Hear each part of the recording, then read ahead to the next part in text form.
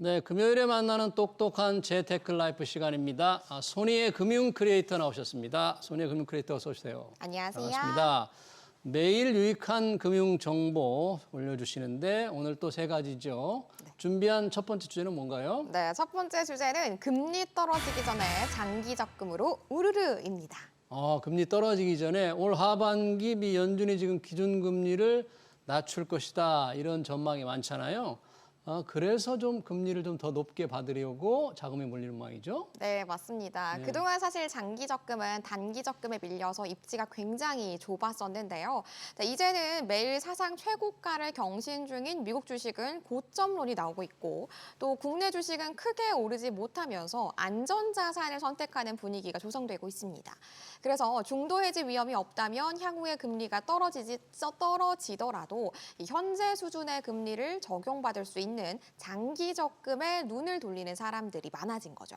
그렇죠. 금리 떨어지기 전에 장기 적금 들자. 얼마나 자금이 적금에 몰리고 있나요? 네, 5대 시중은행의 정기 적금의 잔액을 한번 살펴봤습니다. 이 지난달 말 기준으로 34조 6천억 원이었는데요. 이게 1조 원 이상 는 수치라고 볼 수 있겠습니다. 네, 많이 늘었군요. 그러면 그런 상품들의 금리, 최고 금리는 어느 정도 되나요? 네, 3년 만기의 적금 기준으로 봤을 때 평균 최고 금리는 연 4.05%입니다.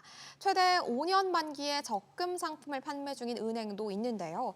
하나은행의 내맘 적금은 연 4.15%, 우리은행의 우리사랑 정기적금은 최고 연 3.25%의 금리를 제공하고 있습니다. 네, 장기 적금이 5년 만기도 있긴 하군요. 그런데 보통 많은 자금이 3년 만기에 몰려 있는 거죠? 네, 맞습니다. 네. 그래서 하나씩 한번 지켜보려고 하는데요. 저희가 국민은행의 KB 맑은 하늘 적금부터 살펴보겠습니다. 종이 통장을 발급받지 않고 가입 기간의 절반 이상 대중교통 이용 실적을 쌓으면 최대 연 4.05%의 이자를 받을 수 있는 상품입니다. 월 최대 300만 원까지 납입 가능한 신한은행의 알솔 적금은 청년을 타겟으로 최고 연 4.5%의 금리를 제시하고 있습니다. 네, 연 4%가 넘으면 상당히 괜찮은 조건인데 이 주거래 고객을 대상으로 하는 장기 고금리 적금도 상당히 눈에 띄던데요. 네, 맞습니다. 많은 은행들이 상품을 내놨는데요. 하나은행의 주거래 하나월복리 적금, 그리고 우리은행의 우리슈퍼 주거래 정기적금은 최고 연 4.75% 금리가 적용되고요. 급여이체 시 최고 금리를 받을 수 있는 농협은행의 직장인 월복리 적금도 장기적금에 속합니다. 비대면 전용 상품인 기업은행의 일석칠조 통장은 3년 만기 시에 연 최고 4.2%의 금리를 받을 수 있는 대표적인 중금채 상품이라고 볼 수 있겠습니다. 네, 일석칠조 통장이라는 것도 있군요. 자, 이자를 많이 받는 건 너무 좋은데 그래도 장기간 돈이 묶이는 게 조금 약점으로 들립니다. 네, 맞습니다. 그래서 은행들은 약정의 안내 멘트로 이 만기일 전에 중도 해지를 했을 때에는 약정했던 금리보다 낮은 중도 해지의 금리가 제공될 수 있다라고 고지를 하고 있습니다. 그렇기 때문에 우리가 오랜 시간을 버티지 못하고 만약에 중도 해지를 할 것 같다라고 할 때에는 다른 부분을 생각해 보시는 것도 좋을 것 같고요. 이 약정 금리를 우리가 포기해야 된다는 점 반드시 유의를 해야겠습니다. 네, 금리가 내려가기 전에 고금리 혜택을 받기 위해서 장기 적금 많이 가입하는데 이 또 금리가 내려갈 때 유리한 게 채권 투자죠. 네, 맞습니다. 우리가 금리가 내려가게 되면 채권의 가격은 올라가게 됩니다. 매매 차익을 거둘 수 있는 건데요. 특히나 만기가 긴 장기 채권에 투자해서 가격이 오를 때 되파는 게 유리하다라고 볼 수 있겠습니다. 금융업계에서는 장기물의 경우에는 4% 중반 수준의 미국채 10년물 금리는 시간을 인내할 수 있다면 단기물 대비 높은 성과를 낼 수 있는 매수 기회로 보는 경우가 많은데요. 다만 이미 금리 인하 기대감이 시장에 반영돼 있는 만큼 제한적인 투자가 필요하다. 이 점도 반드시 유의를 해야겠습니다. 네, 금리가 내려갈 때는 장기 국채 투자가 매매 차익을 거둘 수 있어서 조금 유리하다. 그렇게 들리네요. 자, 두 번째 주제는 뭔가요? 네, 수익률 1위 인도의 시간 다가왔나입니다.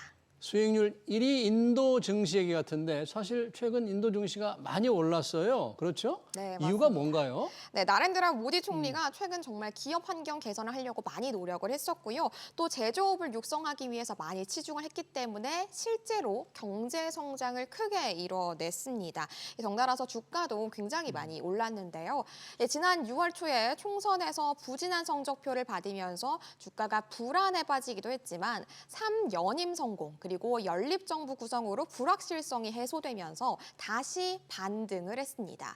이후에 인도의 양대 벤치마크 지수인 센섹스와 니프티가 사상 최고치를 경신하면서 시가총액이 처음으로 5조 달러를 넘어섰고요. 지난 1년 동안 인도 주식 시장은 24.02%의 상승률을 기록했습니다. 네, 인도 증시 그래프를 보니까 아주 꾸준히 올라왔는데 일부 조금 불안한 때가 있었는데 그걸 딛고 지금 일어섰어요. 자, 이것이 글로벌 경제 전체로 보면은 세계 질서가 재편되는 과정에서 사실 인도 경제, 인도 자체가 많이 주목을 받고 있어요. 그렇죠? 네, 맞습니다. 실제로 2022년도에 명목 GDP 인도는 6.8%를 기록을 했습니다. 이만큼 증가를 해서 미국, 중국, 일본, 독일에 이어서 세계 5위 자리에 올라선 건데요. 2027년도에는 일본과 독일까지 제치고 G3로 부상할 것이다라는 전망도 있습니다. IMF는 인도의 향후 5년간의 전 세계 경제 성장 기여율이 11.3%에 달할 것으로 추산했고요. 중국이 대외적으로 리스크로 굉장히 주춤하고 있는 상황이라서 이 사이에 포스트 차이나 혹은 인도 대세론까지 거론이 되고 있는 상황입니다. 네, 인구 면에서는 이미 인도가 중국을 앞질러서 세계 최고 인구 대국이 됐습니다. 맞습니다. 사실 국내 투자자들 인도 증시에 굉장히 관심이 많은데 지난 3개월간 인도 펀드에 자금이 어마어마하게 몰렸다면서요? 네, 맞습니다. 이제 국내에 상장된 인도 상장지수 펀드 중에서 순자산 규모가 가장 큰 코덱스 인도 니프티 50에는 올해 들어서 2,781억 원이 순유입이 됐습니다. 금융정보업체 FN가이드에 따르면 국내 32개 인도 주식형 펀드의 최근 3개월 평균 수익률은 12.96%로 주요 국가별 주식형 펀드 중에서 1위를 기록했고요. 인도 펀드 설정액도 올해 초 2조 3,480억 원 수준에서 현재는 3조 585억 원으로 굉장히 증가를 했습니다. 대단합니다. 3개월 평균 수익률이 13%에 육박하니까 아주 좋은데요. 지금까지는 좋았는데 이제 하반기에도 이런 상승 흐름 이어갈 것으로 봅니까? 일단은 인도 증시에 대한 전망은 대체적으로 긍정적이다라고 얘기를 할 수가 있겠습니다.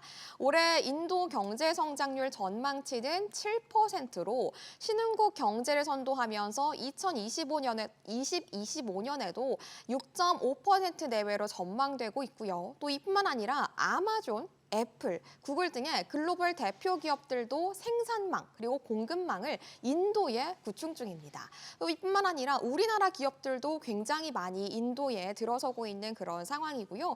그러나 일각에서는 인도 주식시장은 지금 현재로서는 고평가돼 있다. 그래서 반드시 주의해야 된다라고 보는 시각도 있기 때문에 유의를 해야겠습니다. 네, 그래도 좀 수익률이 워낙 좋다고 하니까 좀 관심이 높아지는데 인도 증시에 투자할 수 있는 방법은 어떤 게 있어요?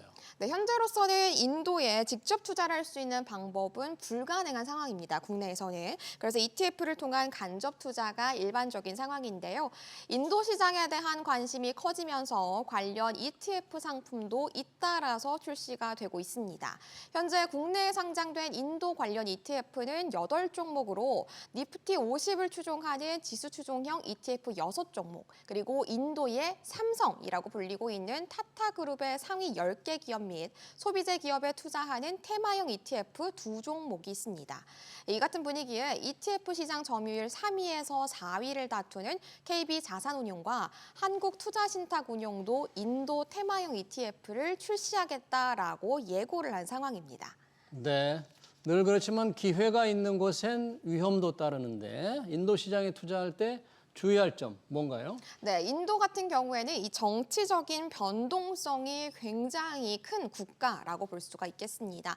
이 경제 성장률이 높기는 하지만 여전히 인프라나 규제 등 해결해야 될 과제가 굉장히 많은 국가이기 때문에 이 리스크 요인을 충분히 고려해서 투자를 해야겠습니다.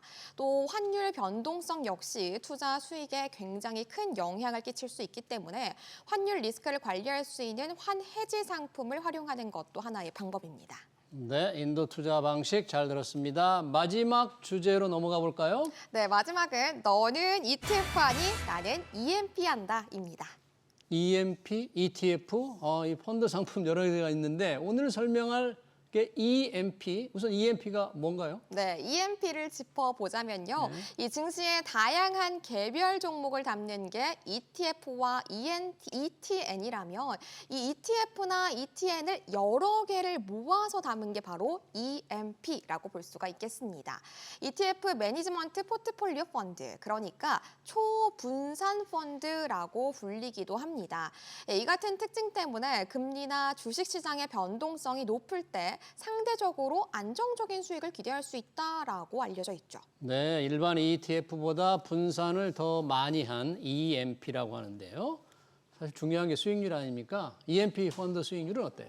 네, 지난달 26일 기준의 자료를 한번 살펴보면요. 국내 EMP 펀드 66개의 연초 이후의 수익률은 9.52%로 집계됐고 같은 기간 국내 주식 ETF의 수익률 역시 4.14%였기 때문에 이거랑 비교를 했을 때 2배가량 높은 수치다라고 볼 수 있겠습니다. 이 공모주 펀드나 해당주 펀드 같은 기간 수익률보다 좀 더 높은 수준이다라고 평가를 할 수가 있겠죠. 네, 분산을 많이 했는데도 일단 수익률이 높은 것으로 나왔네요. 이 국내 투자자들 EMP 펀드에 얼마나 지금 투자를 하고 있나요? 네, 지난 26일 기준으로는 9,946억 원 정도였습니다. 이게 연초 이후에만 600원 가까이 유입이 됐다라고 얘기를 할 수가 있는 거고요. 22년 말 기준으로 1조 1,063억 원에서 또 작년 말에는 9,300억 원 정도였기 때문에 이만큼 규모가 줄기는 했지만 올해는 확실히 늘고 있다라고 평가를 할 수가 있겠습니다. 그렇군요. 사실 지금 국내 증시에 상장되는 ETF 종목이 많이 늘고 있습니다. 그러면 EMP 펀드에 담을 수 있는 종목도 따라서 늘어나나요? 네, 맞습니다. EMP 펀드의 인기 배경에는 이 국내 ETF 시장의 폭발적인 성장이 자리하고 있습니다. 25일 기준으로 국내 ETF 순자산의 총액은 151조 원으로 집계가 됐는데요. ETF 종목 수도 크게 늘어서 국내 증시에 상장된 ETF 종목은 863개고요. 유가증권 시장 상장 종목 841개보다 많은 상황입니다. ETF 시장 활성화뿐만 아니라 미국의 금리 인하 시기 등을 놓고 이 불확실성이 높은 상황에서 안정적인 수익을 얻을 수 있다라는 점도 이 EMP 펀드의 인기 요인이다라고 분석할 수 있겠습니다. 그렇군요. 그러면 EMP 펀드가 수익률을 높일 수 있는 전략은 무엇인가요? 네, 일반적으로는 주식형 ETF 그리고 채권형 ETF를 우리가 혼합하면서 이 경기 상황에 따라서 비율을 조정하고 또 수익률을 높이는 전략을 취하는 게 가장 일반적입니다. 예를 들어서 삼성자산운용이 지난 2020년에 출시했던 밀당 다람쥐 글로벌 EMP 펀드는 연초 이후로 16.12%의 수익률을 보이면서 글로벌 주식 혼합 펀드 180여 개 중에서 1위를 기록을 하고 있는데요. 이 펀드는 주식 ETF와 채권 ETF를 6대 4 기준으로 담되 경기 국면에 따라서는 회복, 확장기에는 주식 비율을 높이고 또 수축, 침체기에는 채권 비율을 높이는 등 전략을 계속 다르게 가는 방식으로 사용하고 있습니다. 네, 연초 이후 수익률이 16%를 넘었다. 굉장히 좋은 실적이네요. EMP 펀드에 가입하기 좀 적절한 사람들 어떤 분들일까요? 네, 사실은 이 국내 상장 ETF 900개 정도에 육박하기 때문에 이 중에서 어떤 것을 골라야 될지 모르겠다 하시는 분들에게는 사실 이 EMP가 굉장히 좋은 선택지가 될 수 있습니다. 하지만 이 부분에 대해서 EMP 펀드의 구조상 운용을 하실 때 이 보수가 0.4에서 0.9% 정도 되기 때문에 이 개별 주가나 지수를 추종하는 패시브 ETF나 이 부분에 대해서 상대적으로 수익이 높을 수 있기 때문에 수익률에 비해서 수수료가 아깝다라고 하실 때는 이 부분 반드시 유의를 하셔야겠죠. 네, 수수료, 보수가 꽤 높게 들립니다. 네, 금요일에 만나는 똑똑한 재테크 라이프 여기서 마치겠습니다. 소니의 금융 크리에이터였습니다. 고맙습니다. 감사합니다.